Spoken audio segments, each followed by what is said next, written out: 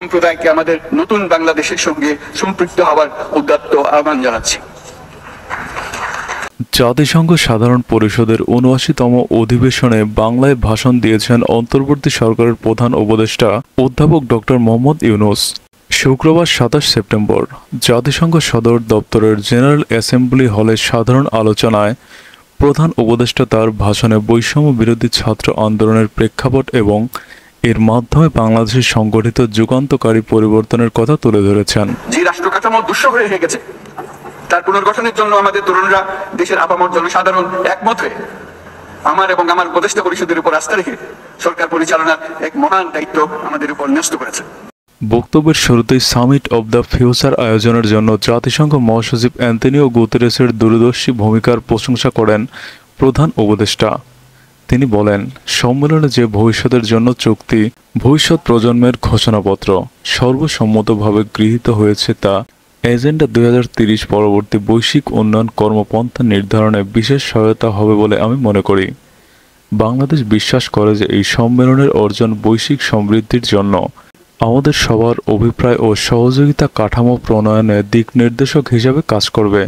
বৈষম্য বিরোধী আন্দোলন প্রসঙ্গে গত জুলাই আগস্ট মাসে বাংলাদেশে যুগান্তকারী পরিবর্তন সংঘটিত হয়েছে উল্লেখ করে ডক্টর ইউনূস বলেন, এই আন্দোলনের পরিপ্রেক্ষিতেই আজ আমি বিশ্ব সম্প্রদায়ের এই মহান সংসদে উপস্থিত হতে পেরেছি। আমাদের গণমানুষের বিশেষ করে তরুণ সমাজের অফুরান শক্তি আমাদের বিদ্যমান রাষ্ট্র কাঠামো ও প্রতিষ্ঠানগুলোর আমূল রূপান্তরের এক নতুন সম্ভাবনার দ্বার উন্মোচন করেছে। আমাদের ছাত্র ও যুব সমাজের আন্দোলন প্রথম দিকে মূলত ছিল বৈষম্য বিরোধী আন্দোলন, পর্যায়ক্রমে তা গণ আন্দোলনের রূপ নেয়। এরপর সারা পৃথিবী অবাক বিস্ময়ে দেখছে কিভাবে সমগ্র বাংলাদেশের মানুষ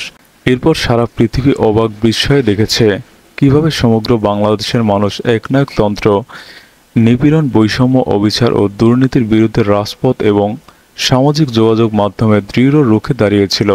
ছাত্র জনতা তাদের অদম্য সংকল্প ও প্রত্যয়ের মাধ্যমে একটি স্বৈরাচারী ও অগণতান্ত্রিক শাসন ব্যবস্থা থেকে মুক্তি এনে দিয়েছে বলে বিশ্ব দরবারে জানান ডক্টর ইউনূস।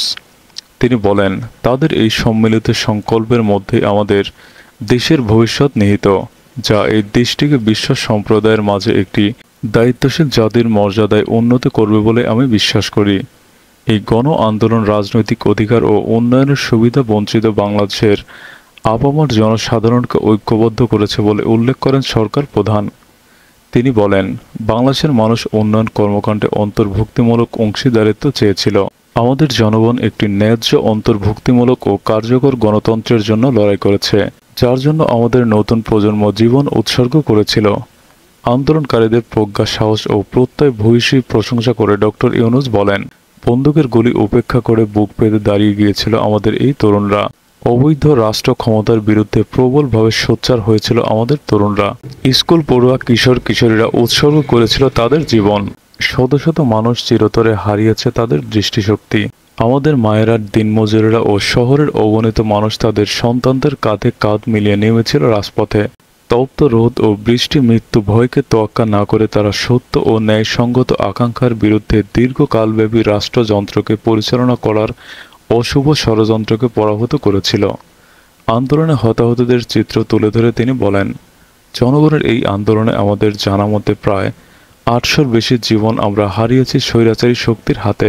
তিনি বলেন, বাংলাদেশের এই মনসুন অভ্যুত্থান আগামী দিনগুলোতে বিশ্বের বিভিন্ন প্রান্তে মানুষকে মুক্তি ও ন্যায় বিচারের পক্ষে দাঁড়াতে প্রেরণা জুগিয়ে যাবে।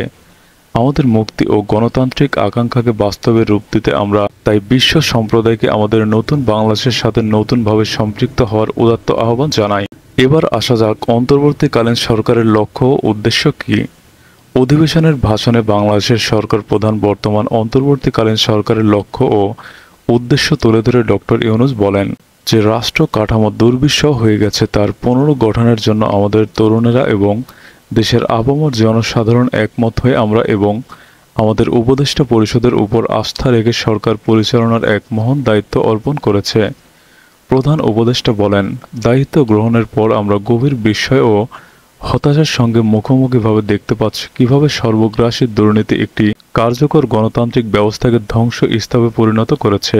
কিভাবে সর্বগ্রাসী দুর্নীতি একটি কার্যকর গণতান্ত্রিক ব্যবস্থাকে ধ্বংস স্তূপে পরিণত করেছে, কিভাবে রাষ্ট্রের মূল প্রতিষ্ঠানগুলোকে নির্মম দলীয়করণের আবর্তে বন্দী রাখা হয়েছিল, কিভাবে জনগণের অর্থ সম্পদকে নির্ধারণভাবে লুটপাট করা হয়েছিল, কিভাবে একটি বিশেষ স্বার্থান্বেষী গোষ্ঠীর সমস্ত ব্যবসা বাণিজ্যকে অন্যায়ভাবে নিজেদের হাতে কুক্ষিগত করে দেশের সম্পদ অবাধে বিদেশে পাচার করে দিয়েছে।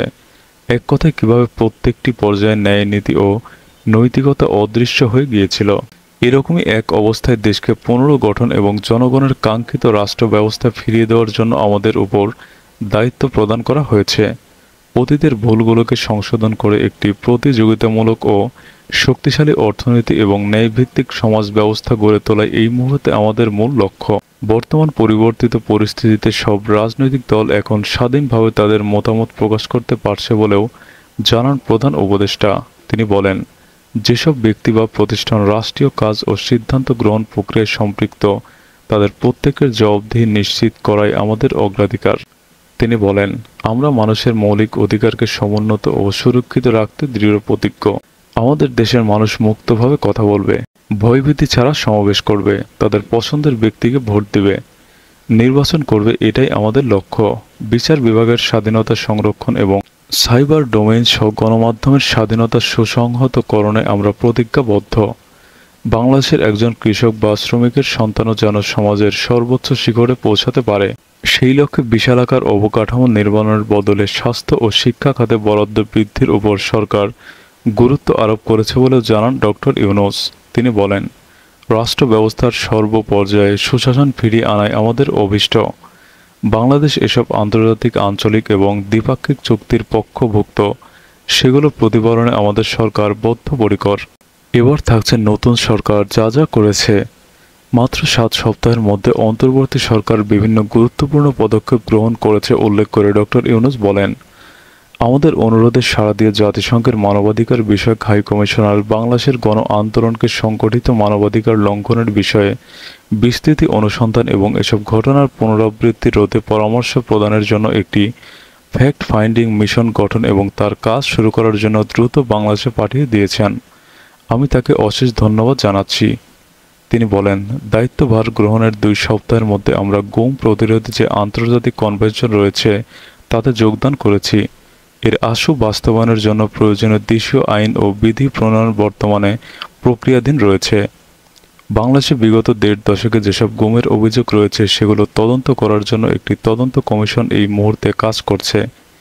ডক্টর ইউনূস বিশ্ব নেতৃত্বের উদ্দেশ্যে বলেন, মানুষের আস্থা ও আত্মবিশ্বাস ফিরিয়ে আনতে এবং নির্মম অতীত যেন আর ফিরে না আসে সেজন্য আমরা কিছু সুনির্দিষ্ট খাতের সংস্কারকে অগ্রাধিকার দিচ্ছি। সেই লক্ষ্যে আমরা বিদ্যমান নির্বাচন ব্যবস্থা, সংবিধান, বিচার ব্যবস্থা, জনপ্রশাসন, আইন শৃঙ্খলা ব্যবস্থা সংস্কারের স্বাধীন কমিশন গঠন করেছি। সংবাদপত্র ও গণমাধ্যমের সংস্কারের জন্য পৃথক কমিশন সহ আরও কয়েকটি বিষয়ে কমিশন গঠন প্রক্রিয়াধীন রয়েছে। জাতিসংঘের শান্তিরক্ষা কার্যক্রমে অবদান রাখার অঙ্গীকার। অধিবেশনে দেওয়া বক্তব্যে জাতিসংঘের শান্তিরক্ষা কার্যক্রমে বাংলাদেশের অবদানের ধারাবাহিকতা রক্ষা, সমুন্নত ও প্রসারিত করতে সরকার বদ্ধপরিকর উল্লেখ করে ডক্টর ইউনূস বলেন, বাংলাদেশ মনে করে যে শান্তি রক্ষা এবং সংঘাত মোকাবেলা জনগণের সমৃদ্ধি নিশ্চিত করার মূল চালিকা শক্তি।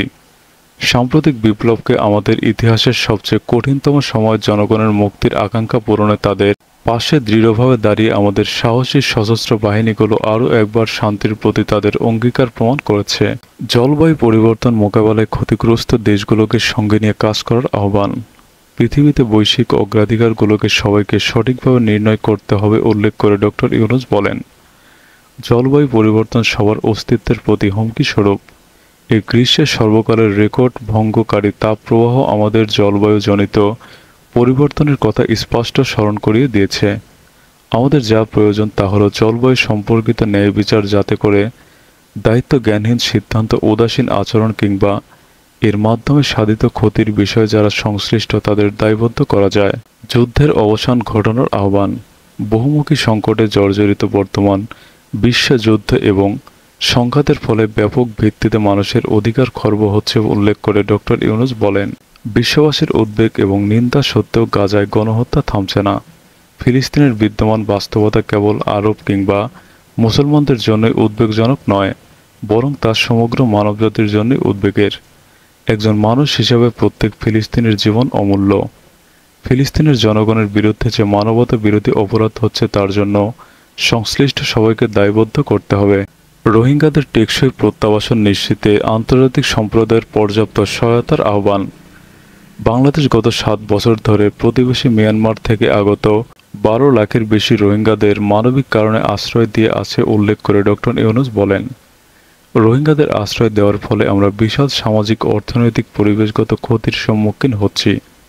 মিয়ানমারের অভ্যন্তরীণ সমস্যা থেকে সৃষ্ট এই সংকট বাংলাদেশ ও আমাদের অঞ্চলের জন্য প্রথাগত ও অপ্রথাগত উভয় ধরনের নিরাপত্তা ঝুঁকির কারণ হয়ে দাঁড়িয়েছে। তিনি বলেন, মিয়ানমার থেকে বাংলাদেশে বলপূর্বক বাস্তুচ্যুত রোহিঙ্গাদের সহায়তা করতে আমরা অঙ্গীকারবদ্ধ। আমরা রোহিঙ্গাদের জন্য মানবিক সহায়তা কার্যক্রম চালু রাখা এবং তাদের টেকসই প্রত্যাবাসন নিশ্চিতে আন্তর্জাতিক সম্প্রদায়ের পর্যাপ্ত সহায়তা অব্যাহত চাই। সব বৈশ্বিক সমস্যার সমাধানের জন্য আমাদের সবার হাতে যথেষ্ট সক্ষমতা, সম্পদ এবং উপায় রয়েছে উল্লেখ করে ডক্টর ইউনূস বলেন। তিনি সবার প্রতি আহ্বান জানিয়ে বলেন, আসুন আমরা জাতীয় বা আন্তর্জাতিকভাবে যেসব প্রতিশ্রুতি দিয়েছি তা বাস্তবায়ন করি এবং অর্থনৈতিক ক্ষেত্রে সামাজিক ব্যবসার ধারণা প্রতিষ্ঠিত সকল প্রকার বৈষম্য ও অসমতার অবসানে ঐক্যবদ্ধভাবে কাজ করি। বাংলাদেশের তরুণরা প্রমাণ করে দিয়েছে যে মানুষের স্বাধীনতা, মর্যাদা ও অধিকার সমুন্নত রাখার অভিপ্রায় কোনো উচ্চাবিলাসিতা নয়, বরং এটা সকলের নিশ্চিত প্রাপ্য। উল্লেখ করে বাংলাদেশের প্রধান উপদেষ্টা বলেন, আজই মহান সমাবেশে আমাদের উপস্থিতিতে শান্তি, সমৃদ্ধি ও ন্যায় বিচার নিশ্চিত করতে আন্তর্জাতিক, আঞ্চলিক ও জাতীয় পর্যায়ে বাংলাদেশ তার ভূমিকাকে ক্রমাগতভাবে জোরদার করার নিশ্চয়তা দিচ্ছে।